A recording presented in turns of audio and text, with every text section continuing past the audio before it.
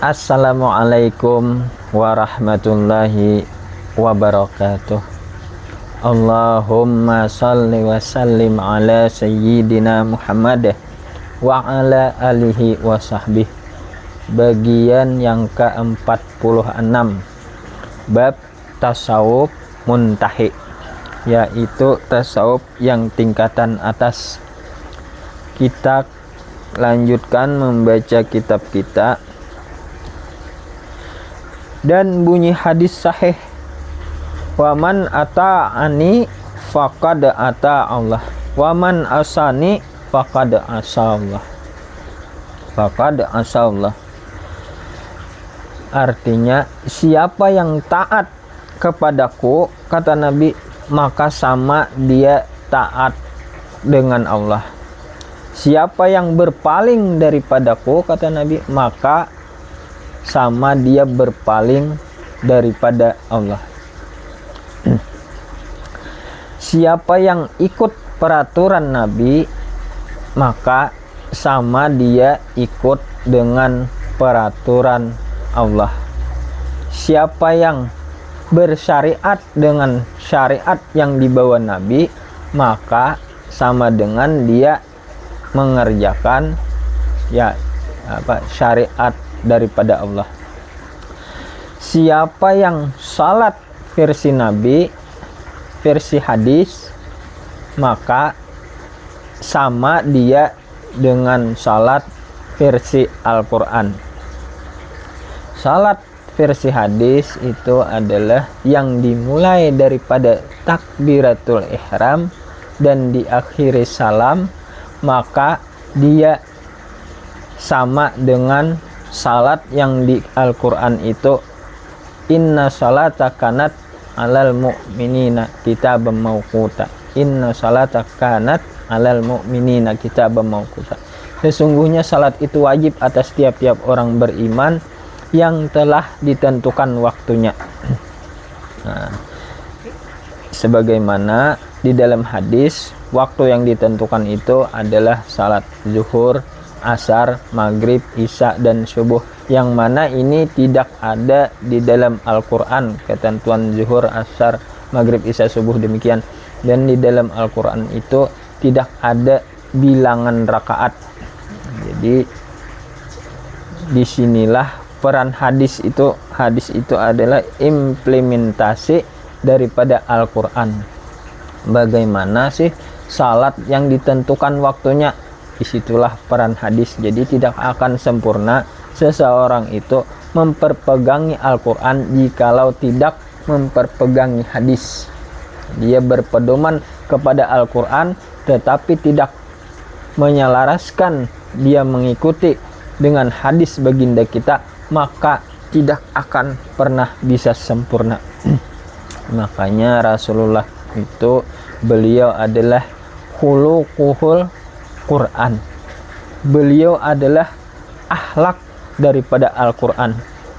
Jadi setiap perkataan Nabi, perbuatan Nabi itu adalah praktek daripada ajaran Al-Quran. Jadi siapa yang hanya mengikut atau berpedoman atau berimam kepada Al-Quran tetapi dia tidak berpedoman atau tidak mengikuti kepada nabinya, maka dia tidak akan pernah bisa sempurna di dalam beragama. Jadi perpegangan kita itu, kalau ingin selamat itu mesti dua. Jangan hanya satu.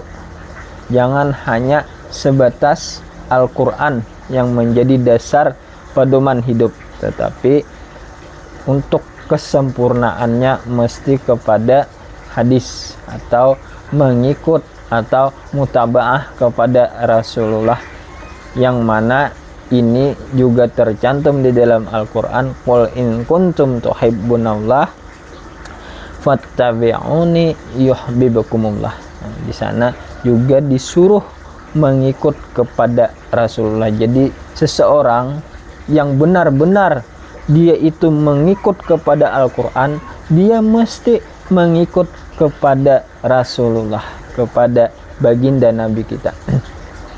Siapa yang taat kepada baginda kita, maka dia semisal taat kepada Allah. Siapa yang mencintai baginda kita, maka semisal dia mencintai Allah. Siapa yang berpegang kepada nabinya, maka berpegang ia kepada Allah. Siapa yang menisbahkan arah ketuhanannya kepada nabinya, maka semisal juga dia menisbahkan ketuhanan kepada Allah.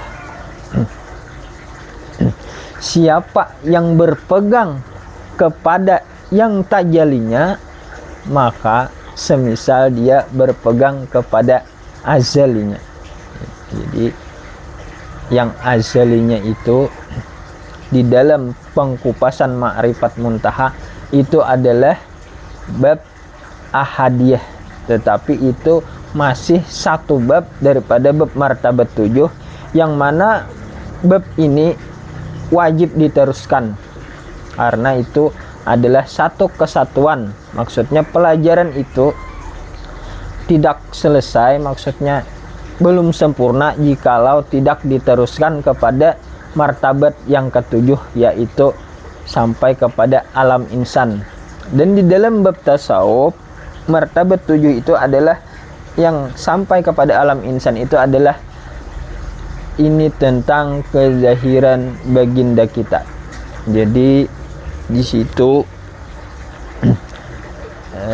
bukan kezahiran diri kita. Jadi tidak sempurna kalau hanya terhenti kepada bab yang kalau bertuhan itu hanya kepada zat yang ahad, kepada yang azali, tidak berpegang kepada yang tajali. Jadi kesempurnaan di dalam bab tasawuf itu adalah menisbahkan ketuhanan itu kepada yang tajali. Ini untuk apa? Untuk supaya kita itu tidak bisa lepas daripada syariat yang dibawanya. Nah, jadi tidak membuat syariat sendiri, tetapi ikut dengan syariat baginda kita. Ini ada keterikatan.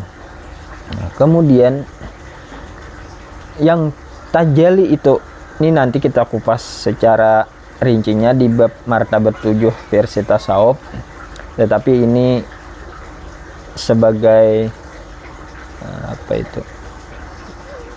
untuk memudahkan atau kita pemberitahuan lebih dulu. Yang tajali Allah itu yang sebenar-benarnya, yang tahqiqnya, yang paling pasnya, yang paling sesuainya untuk kezahiran Allah itu adalah baginda kita. Dan di dalam bab tasawuf ini itu adalah bukan kezahiran diri kita. Jadi di dalam martabat 7 itu adalah sekali lagi kezahiran baginda kita, bukan kezahiran kita. Lalu di mana kedudukan kita? Kalau kezahiran Allah itu adalah baginda kita dan bukan kita, di mana kedudukan kita? Ini seandainya kalau kita kezahiran Allah, lalu bagaimana dengan baginda kita? Tentu baginda kita pun adalah kezahiran Allah juga. Jikalau baginda kita kezahiran Allah dan kita kezahiran Allah, berarti kita ingin setara dengan baginda kita, maka ini tidak akan pernah bisa. Kita itu tidak akan pernah bisa setara dengan baginda kita. Buktinya dari secara fisik saja itu tidak ada yang menyamai dengan baginda kita. Baginda kita itu seolah-olah beliau fisik itu sesuai dengan kehendak beliau. Luar biasa dari segi ketampanannya, terlebih lagi dari segi akhlaknya. Tidak akan pernah ada yang bisa menyamai atau setara dengan akhlak baginda. Dari sini saja sudah ketahuan bahwasanya itu tidak ada yang mampu, tidak ada yang bisa setara. Jadi senantiasa Rasulullah itu dijadikan imam di depan kita. Jadi kita tingkatan lebih bawah. Yang sebagaimana dari segi penciptaan saja, kalau secara umum atau bahasanya itu bahan, Rasulullah itu, baginda kita itu langsung daripada zat Allah. Ana minallah wal mu'minuna minni. Kata baginda kita, aku daripada Allah dan orang beriman itu daripadaku. Maksudnya daripada nur baginda. Jadi jangan sampai kita hanya terhenti di dalam bab ilmu ma'rifat tanpa melanjutkan kepada bab tasawuf. Ini sama halnya nanti kita itu ingin setara, karena kita biasanya di dalam bab ma'rifat itu kita menyatakan bahwasanya kita ini daripada Allah. Padahal yang daripada Allah itu hanya satu, yaitu baginda kita. Jadi untuk kejahirannya yang pertama dulu, mustahil Allah itu tidak ada mazharnya, tetapi mazharnya itu bukan kita.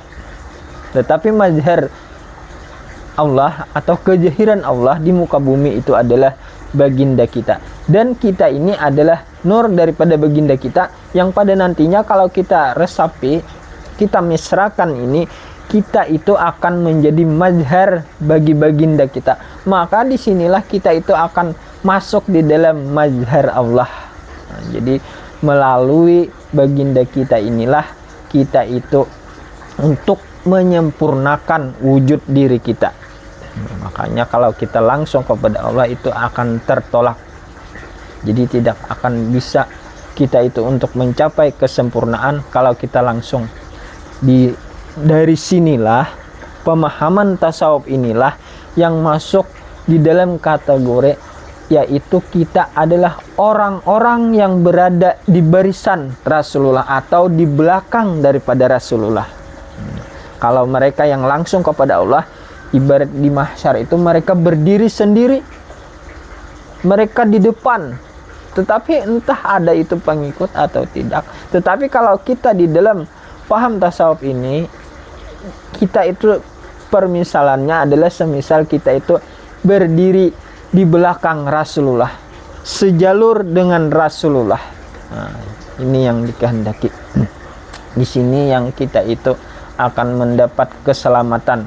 Bahkan di sini nanti akan ada yang namanya bighairi hisab, yang tanpa hisab. Jadi umat baginda kita itu ada sepertiga yang masuk surga itu bighairi hisab. Pada nantinya satu-satunya keselamatan kita di akhirat itu apabila kita bertemu dengan baginda kita, karena baginda kita itu adalah sang pemberi syafaat. Analaha, analaha, analaha. Aku orangnya, kata baginda kita. Jadi siapa saja yang nantinya bertemu dengan baginda kita itu dipastikan akan selamat, karena baginda kita akan memberikan syafaat walaupun kita itu memiliki dosa besar. Walaupun kita banyak memiliki amalan, tetapi kita tidak bertemu dengan baginda kita, kita tidak satu jalur, maka ini belum tentu selamat. Jadi kalau ingin bertemu itu di dunia dulu awalnya, satu jalur dulu dengan Rasulullah. Jangan syariat itu syariat bikinan sendiri, karena ajarannya hanya ma'rifat, karena dia merasa dia Allah, seolah-olah nanti tidak terikat lagi karena tidak ada punya pimpinan, tidak ada presidennya. Kalau kita ada presidennya yaitu Rasulullah. Disinilah perbedaan antara ahli tasawuf dengan ahli ma'rifat. Jadi kalau ahli tasawuf itu mereka itu sebetulnya tidak lagi mengandalkan ma'rifatnya. Ma'rifatnya dilalui dan tidak dikenang-kenang lagi. Maksudnya di situ biasanya kami menyebutnya putus makrifat, tidaklah bermakrifat lagi dan tidak dikenang lagi. Yang ada itu hanya arahnya itu kepada baginda kita. Jikalau meminta, dia meminta kepada baginda kita. Kata baginda, ana Abul Qasim, aku tukang bagi. Jadi siapa yang mencintai baginda kita itu sama dengan mencintai Allah. Siapa yang meminta kepada baginda kita sama dengan meminta kepada Allah. Termasuk meminta keselamatan, karena di dalam pengkajian Tauhidul Asma kita kemarin, yang assalam itu adalah baginda kita. Jadi nanti orang-orang itu hampir 90% itu masih mencari-cari Allah Ta'ala itu. Padahal cukup kita untuk keselamatan kita itu ada pada baginda kita. Jadi ahli tasawuf itu biasanya mencukupkan diri dengan arah kepada baginda kita, termasuk arah ketuhanan. Termasuk nantinya untuk mengkaramkan diri atau memfanakan diri, itu cukup memfanakan diri kepada baginda kita, maka itu semisal atau sama dengan memfanakan diri kepada Allah. Itu jadi makrifat yang putus itu adalah karena ada andalan, tidak mengandalkan diri lagi, dan maksudnya tidak menisbahkan ketuhanan itu kepada diri, tetapi kepada baginda, mengkaramkan diri kepada baginda, bukan kepada Allah, supaya jangan masuk di dalam ranah Jabariyah. Di dalam kitab Ra'aitullah, siapa yang menghadap kepada Tuhan dengan membawa ilmu ma'rifah, maka akan disambut Tuhan dengan hujah. Tentunya tidak akan bisa menang berhujah dengan Tuhan. Jadi ma'rifat ini mesti diputuskan, karena memang itu adalah pelajaran dasar, jadi mesti diteruskan. Jadi di dalam pengkajian martabat 7 itu jangan sampai di dalam pengkajian yang 7 kedudukan itu hanya kita itu terhenti pada bab ahadiyah. Teruskan sampai kepada ahadiyah, wahdah, ahidiyah, alam roh, alam misal, alam ajsam, dan alam insan. Alam insan, ahadiyah, wahdah, wahidiyah, alam roh, alam misal, alam ajsam, dan alam insan. Itu adalah kezahiran baginda kita. Itulah proses di dalam tajalli, di dalam bernyata. Jadi sebetulnya Allah itu baginda kita itu dalam proses kejahirannya ada yang pakai proses, ada yang tanpa proses.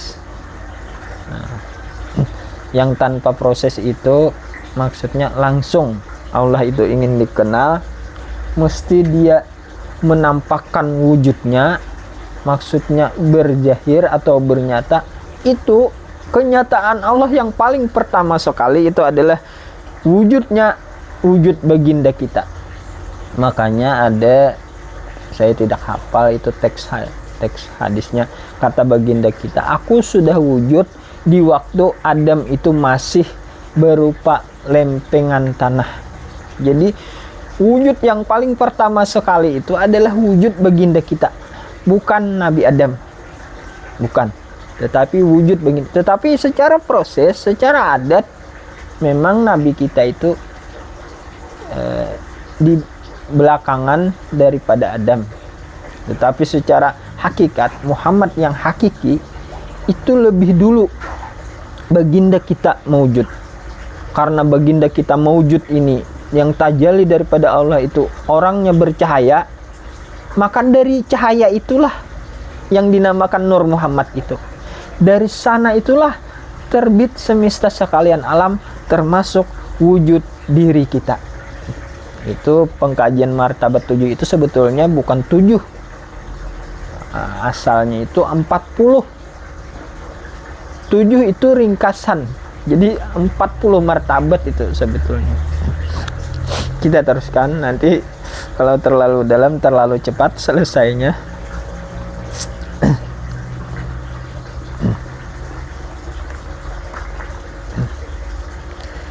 Kita kembali kepada bacaan kita. Lihat waktu dulu 20 ya 20. Adapun takwa itu makna yang telah umum adalah takut. Ittaqullah, takutlah akan Allah, biasanya begitu. Adalah makna yang mudah bagi awam supaya sadar beragama. Jadi ada makna itu secara umum untuk orang-orang awam, tetapi ada pula makna yang secara khususan. Jadi ini tergantung tingkatan keilmuan masing-masing. Adapun ihsan itu telah diterangkan di waktu Rasulullah sedang beristirahat bersama Umar di Masjid Madinah. Ini tentang ihsan. Lalu datanglah seorang pemuda yang berpakaian putih, sangat menarik rupanya, lagi sangat tangkas, kepalanya terbuka, kelihatan rambutnya sangat bergelombang. Nah, pria tampan ini, pria gagah, dan kakinya terbuka, kelihatan sangat bersih. Nah, idola para kaum Hawa ini. Seolah-olah datangnya hanya dari dekat dan tidak dari jarak jauh. Kalau dulu itu ketahuan, kalau orang itu datang dari jarak jauh itu ketahuan, karena dulu itu fasilitas transportasi tidak seperti sekarang yang memakai pesawat, memakai mobil yang santai. Dulu itu biasanya kalau bepergian sendirian itu biasanya memakai kuda, unta. Itu biasanya kalau perjalanan jauh itu penuh dengan debu. Mungkin karena panas, mungkin muka agak kusam, pakaian pun tidak bersih.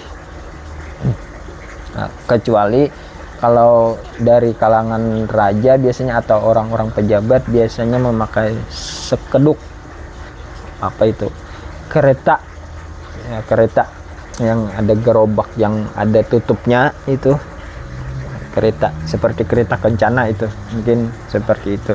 Tetapi itu pun biasanya kalau perjalanan jauh mesti ada bekas-bekas dari perjalanan jauh, mungkin mukanya kelihatan tidak cerah lagi karena perjalanan jauh.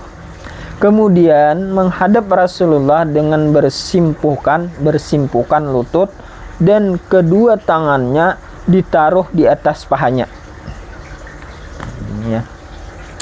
Kemudian menanyakan, "Ya Muhammad, habarkan kepadaku, apakah iman, apakah Islam?" Nah, jadi bertanya seorang laki-laki yang datang, yang tidak dari seperti tidak dari jarak jauh, namun orang tidak mengenal orang ini, bukan penduduk lokal maksudnya, dan bertanya apakah iman, apakah Islam kepada Rasulullah. Maka semuanya telah diterangkan oleh Rasulullah dengan sempurna. Kemudian ditanyakan, apakah ihsan? Nah, ini tentang ihsan. Jawab Rasulullah, anta budallaha ka'annaka tarah, fa illam takun tarah, fa innahu yarak. Kalau di sini teksnya artinya bahwa hendaklah engkau selalu ingat akan Dia Allah di dalam segala hal. Engkau seakan-akan engkau selalu menyaksikan akan Dia Allah, melihat akan Allah. Maka jika engkau tidak berhak menyaksikan menurut artian yang sebenarnya, memang ada yang artian sebenarnya ini bagi ahli ma'rifat, maka cukuplah engkau yakini bahwasanya sesungguhnya hanyalah Dia Allah yang selalu menyaksikan akan engkau. Jadi bagi orang awam biasanya itu arti kalau bersyahadat seumpama asyhadu itu tidaklah bermakna aku bersaksi, tetapi biasanya untuk orang awam aku meyakini, begitu maknanya. Ini untuk orang yang tidak mengenal. Jadi aku meyakini bahwasanya tiada. Karena kalau dikatakan aku menyaksikan, sedangkan dia tidak mengenal, yang dengan pengenalan itu tadi yang membuat dia bisa menyaksikan dengan ilmunya tentunya,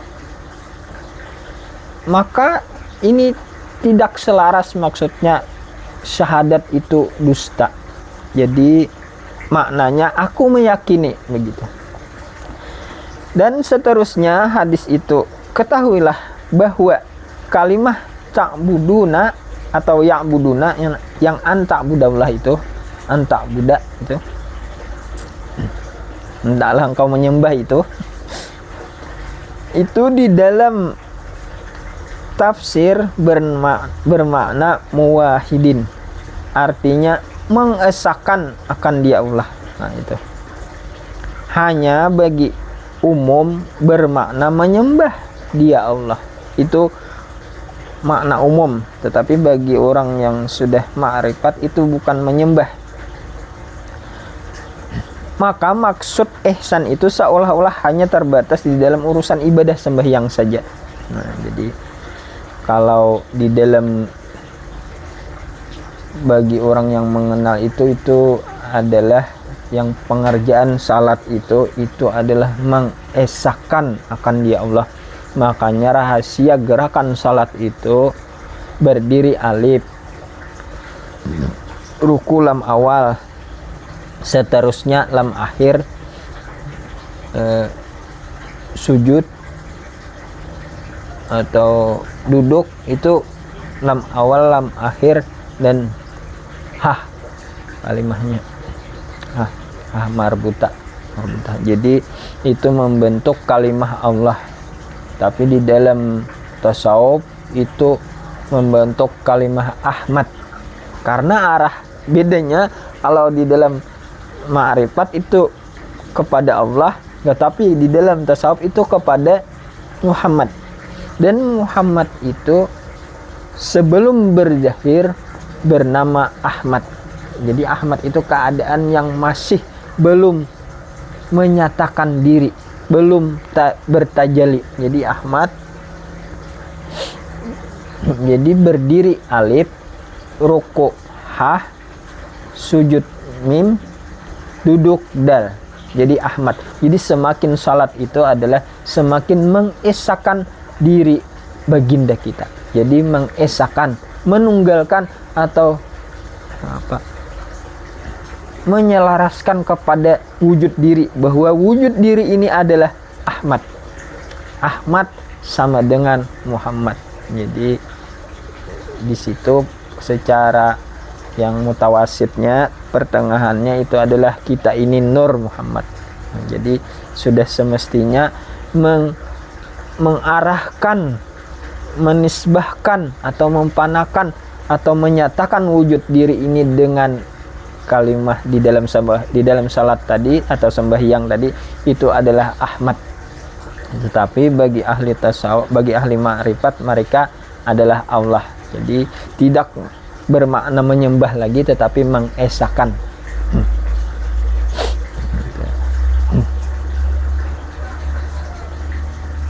Ketahuilah bahwa jumlah makna hadis ihsan itu adalah Jibril telah menyatakan cintanya kepada Rasulullah.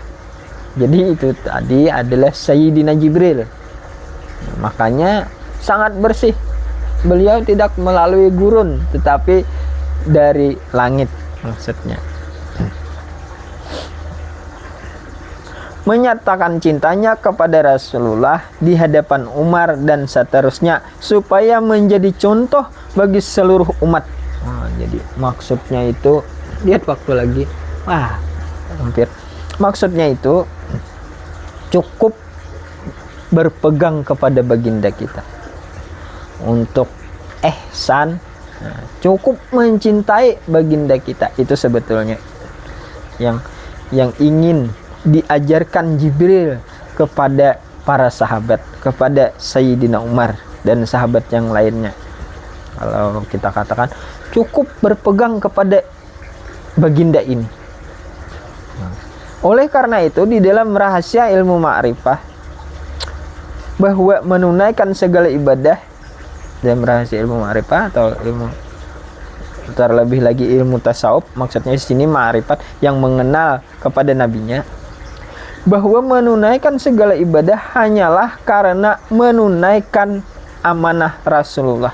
Nah, jadi begitu, tidak lagi mengerjakan itu perintah Allah.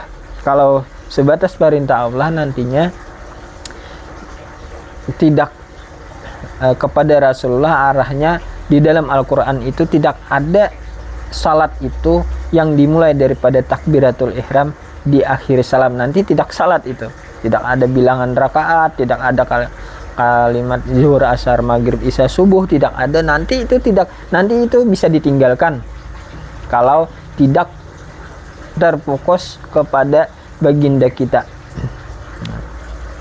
Maksudnya menunaikan amanah. Kalau hanya perintah Allah, katanya tidak ada Allah memerintahkan untuk yang salat dimulai daripada takbiratul ihram di akhir salam itu, karena memang mereka tidak mengerti bahwasanya yang inna salata kanat alal mu'minina kitaban mauquta itu adalah praktiknya yang seperti Rasulullah peragakan. Makanya salu kama ra'aitumuni usalli, salatlah engkau sebagaimana melihat aku salat. Jadi ingin salat di Quran itu mesti salat yang di hadis, mesti as-sunnah, mesti yang pekerjaan Rasulullah contohkan itu. Makanya khuluquhul Quran, implementasi daripada Al-Quran adalah Rasulullah. Bahkan wa ma yantiqu anil hawa in huwa illa wahyu yuha. Tapi ini nanti akan kita lanjutkan karena waktunya. Itu kita baca sampai habis di sini dulu. Dan karena mencintai Muhammad Sallallahu Alaihi Wasallam semata-mata, jadi menunaikan perintah salat itu karena menunaikan amanah Rasulullah yang mencontohkan, dan karena mencintai beliau, maka itulah pengertian ikhlas di dalam paham tasawuf. Nanti kita sambung di sini. Salah hilaf mohon maaf. Billahi taufiq wal hidayah. Assalamualaikum warahmatullahi wabarakatuh. Allahumma salli wa sallim ala sayyidina Muhammad wa ala alihi wa sahbihi